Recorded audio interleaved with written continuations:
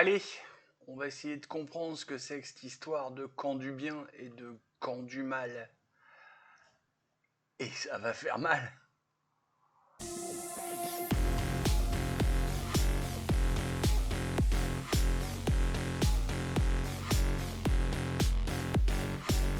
Alors, comme le dit Stéphane change de disque. Alors, je change de disque. On va essayer de faire rapide, et puis vous allez peut-être sentir que j'ai vraiment accéléré la vidéo. Je vais vous commencer à être habitué. Le clap, je vous le présente vraiment ultra rapide. Clap, c'est le C comme laisser un commentaire, c'est le L comme liker, c'est le A comme abonnez-vous, et c'est le P comme partager cette vidéo. Sachant qu'actuellement, vu qu'on n'a pas beaucoup d'abonnés, le partage est la chose la plus importante des quatre. Et aussi, le rappel habituel, c'est un vlog, ça a une suite, ça a une logique, donc pensez à retourner un peu en arrière. Je sais qu'on est déjà à plus de 30 vidéos au moment où je tourne ce nouveau clap, mais sinon vous n'allez pas comprendre. Allez. Et oui, comme j'allais oublier bien entendu, ce clap va être toujours collé juste derrière le générique, comme ça, hop, vous pourrez faire zip zip zip, aller un peu plus vite pour aller au truc. On reprend la vidéo. Salut mes veloutiers. Café.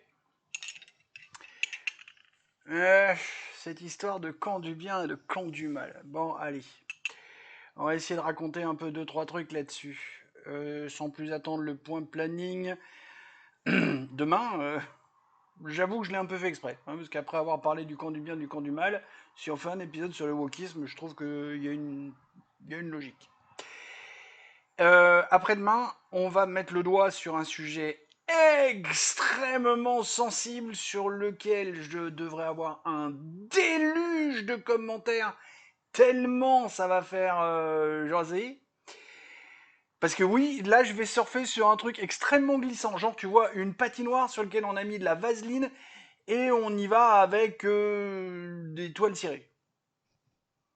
T'as l'image? Je te laisse 2 secondes. Ce sujet, ce sera le permis de voter. Juste là. Juste là. Oula, oula, je viens de déclencher un truc. 2 jours. Je vous laisse mariner 2 jours avec ça. Notre sujet du jour, le camp du bien et le camp du mal.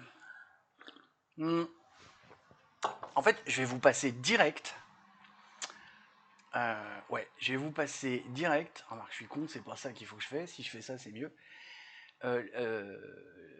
La vidéo en question, c'est. Bon, alors. L'extrait que je vais vous montrer, c'est une vidéo qui tourne depuis déjà plusieurs jours. Vous l'avez très certainement vu. Mais je vais vous montrer 2 extraits de cette vidéo. Parce qu'il faut qu'on en parle. Parce que c'est ça qui. Hein, ça vous dit là? Ça vous dit quelque chose là? Bon, allez, je ferme mon micro. On se dirige? Où est-ce qu'on se dirige? Parce que je connais pas trop bien. Arrête de filmer. Ah mais je me filme moi. T'inquiète pas. Oh, pourquoi tu filmes? Mais je me filme moi les gars, y a pas de souci. Hein.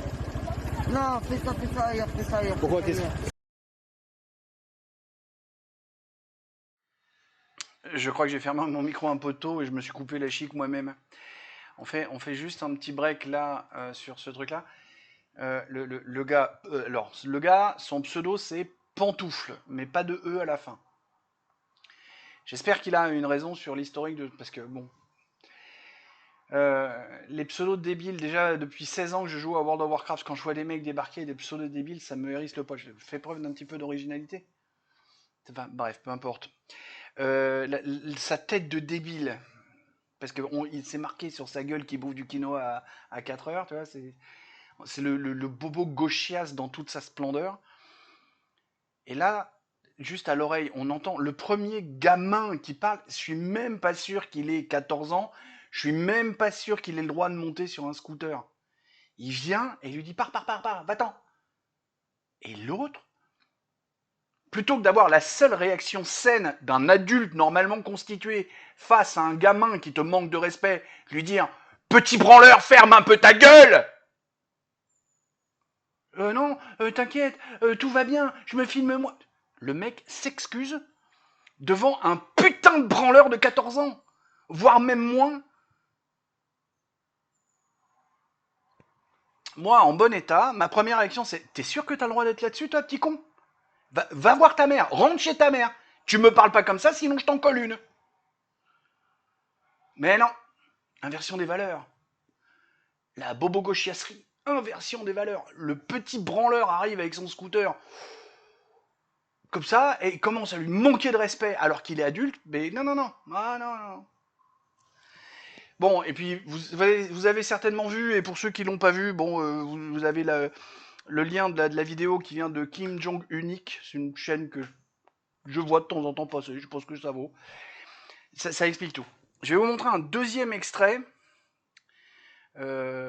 qui est visiblement à un autre moment de la vie de Pantoufle, qui en dit très très long aussi. Allez. Je suis pas pour le grand remplacement, je suis pour le grand anéantissement des bœufs qui peuplent la France. Voilà. Je sais, c'est un peu long vu que je suis obligé de monter et descendre mon micro. J'ai pas une touche pour le...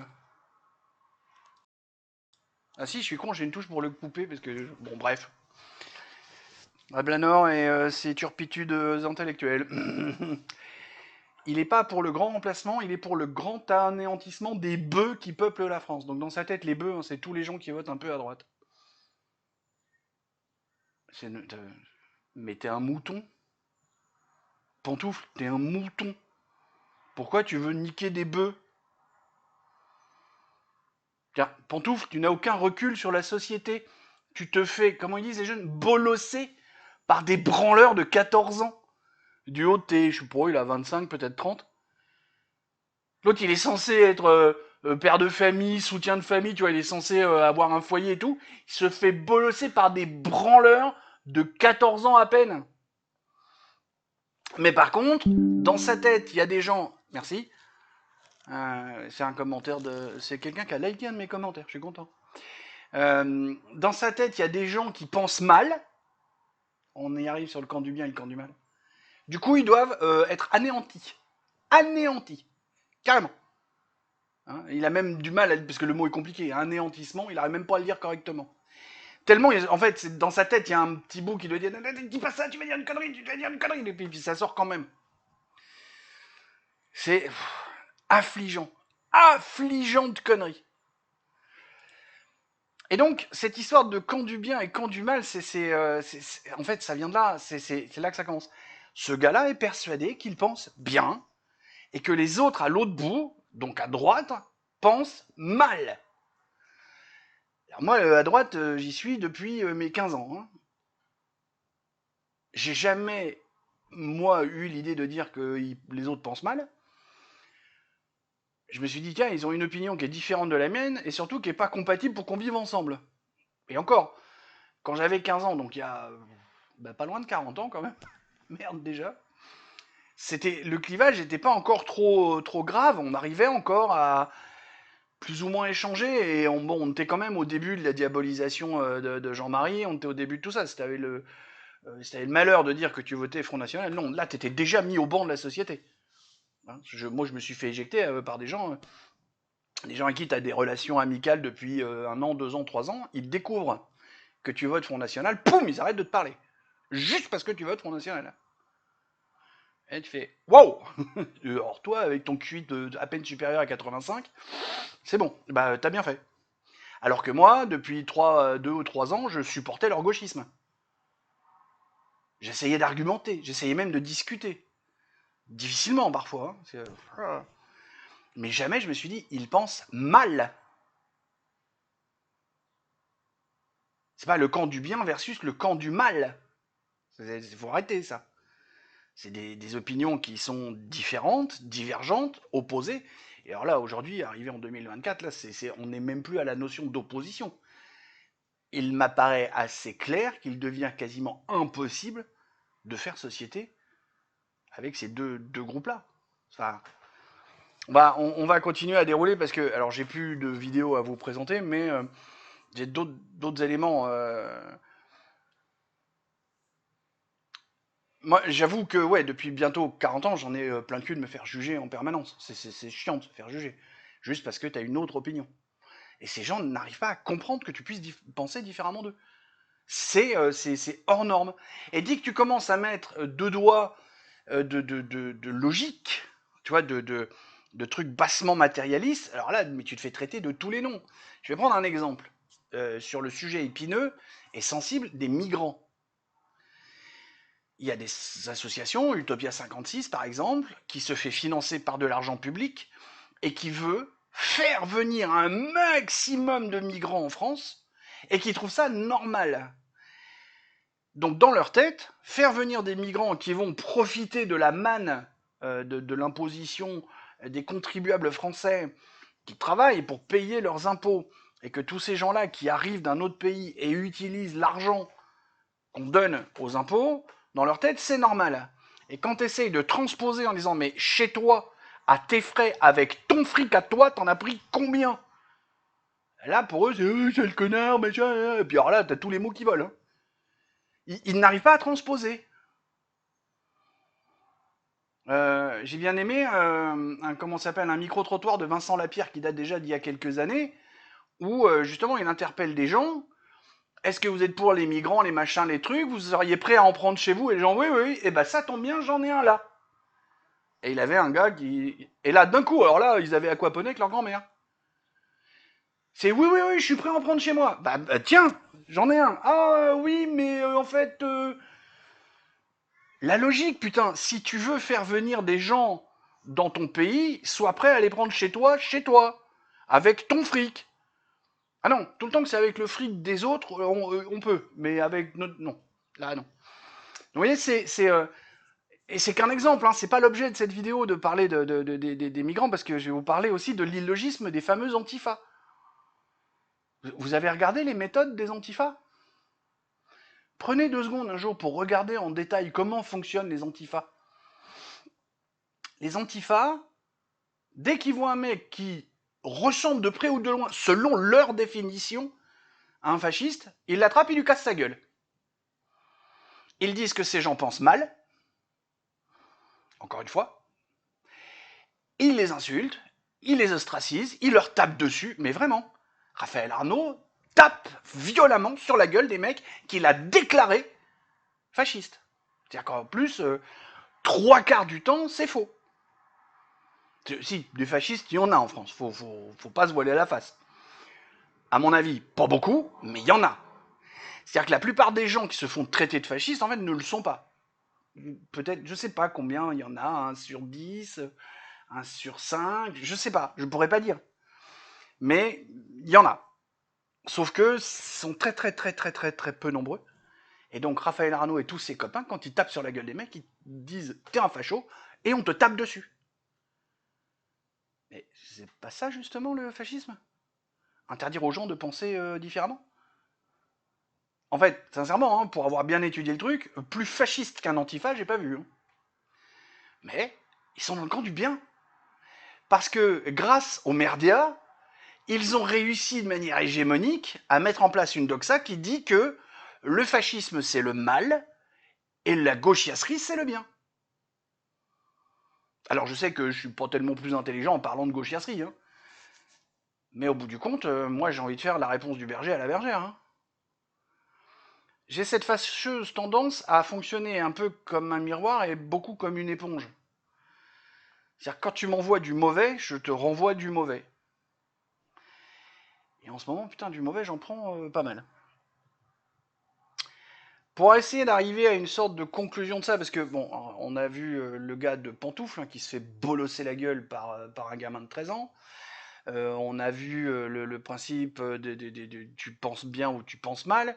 On a vu le principe des migrants avec les pro-migrants qui veulent pas en prendre chez eux. On a vu le principe des antifas qui sont plus fascistes que les fascistes. Cette histoire de camp du bien et de camp du mal et les médias ont mis ça en exergue justement pendant les législatives, et il y a pas mal de partis politiques, de gens ou de penseurs qui commencent vraiment à mettre le doigt là-dessus. Ça va devenir de plus en plus difficile, de plus en plus compliqué pour ces deux blocs, ces deux parties de la population, de vivre ensemble. Et plus j'y pense, plus j'y réfléchis, et moins je trouve de solutions où il n'y a pas de violence pour s'en sortir. Parce que, au bout du compte, comment on va faire cohabiter, coexister des gens qui votent Rassemblement National avec des gens qui votent LFI et qui sont convaincus. Je parle même pas de ceux qui s'y rallient en dépit ou parce que ça se rapproche un peu du truc. Je parle du noyau dur des gens qui sont vraiment convaincus et qui sont dans les deux camps de plus en plus nombreux. Comment on va les faire cohabiter, ces gens-là? Parce que les dirigeants, tout en eux, ils s'en foutent, ils bouffent à la gamelle, ils mangent l'argent. Ils mangent l'argent, tous les cadres, les élus, les députés, les machins. Ils mangent l'argent, eux. Donc eux, ils s'en branlent. Mais ils sont une centaine. Moi, je parle des milliers, des millions de gens qui ont mis les bulletins dans l'urne par conviction. Comment on va les faire cohabiter, ces deux groupes-là? Puis si on rajoute en plus le groupe de l'extrême centre, là, des suppôts de Macron, qui eux aussi ont une idéologie qui est encore différente des uns et des autres. Du coup, on fait quoi? On fait 3 France. On prend la France, on la coupe en 3, et puis on fait 3 pays. J'ai pas envie, moi.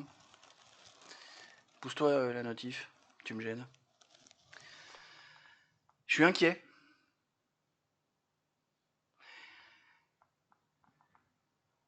Je suis inquiet et j'ai de l'intelligence pardon, pas de l'intelligence si, ça j'en ai. J'attends les. Hein, bon. Mais j'ai de l'imagination, je veux dire, j'ai plus de 40 ans de jeu de rôle derrière moi. J'ai de quoi imaginer, j'ai de quoi. Et ben là, je suis un peu à sec pour imaginer cette France qui pourrait faire coexister ces gens-là. Je, je suis de plus en plus inquiet, et j'avoue que le spectre de la guerre civile, dont je parle depuis des années, hein, mes proches, s'ils me parlaient encore, pourraient vous en parler. Euh, mais là, ça devient de plus en plus palpable. Allez, sur ces bonnes paroles, des poutous. Mais heureusement, pas Philippe.